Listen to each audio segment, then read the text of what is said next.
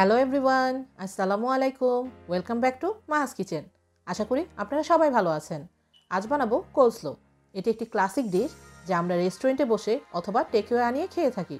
এটি খুব সহজেই ঘরে বানানো যায়। চলুন বানাতে চলে যাই। আজ কোলস্লো বানাতে হোয়াইট ক্যাবেজ বা বাঁধাকপি, গাজর, মায়োনিজ শুধুমাত্র এই তিনটি জিনিসই ইউজ করব। একটি ফুল ক্যাবেজ থেকে 300 গ্রাম অথবা 1/3 ক্যাবেজ ফাইন জুলিয়ান করে কেটে নিচ্ছি। ফাইন জুলিয়ান করে কেটে রাখা ক্যাবেজগুলো আমরা একটা কাচের বোলে নিয়ে নিচ্ছি।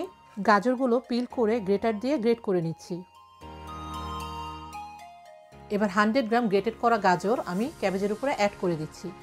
এবার অ্যাড করে দিচ্ছি 1 কাপ বা 250 ml মায়োনিজ। এবার সব কিছু একসাথে মিক্স করে নিচ্ছি। মায়োনিজটা যত ভালো হবে কোলস্লোর স্বাদটা তত বেড়ে যাবে।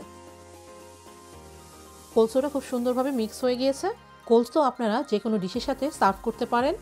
ফ্রেশলি মেড কোলস্লো খেতে খুবই মজা এবং খাবারের স্বাদকে আরও বাড়িয়ে দেয়। আজ আমি চিকেন ফ্রাই এবং রোস্টেড হানিকম পটেটোর সাথে সার্ভ করে দিলাম।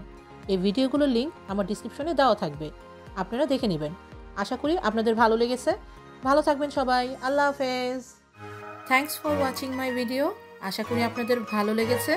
যদি ভালো লেগে থাকে লাইক করুন এবং সাবস্ক্রাইব করে আমার সাথেই থাকুন। বেল বাটনে ক্লিক করে নতুন আপডেটের অপেক্ষা করুন। থ্যাংক ইউ সবাইকে।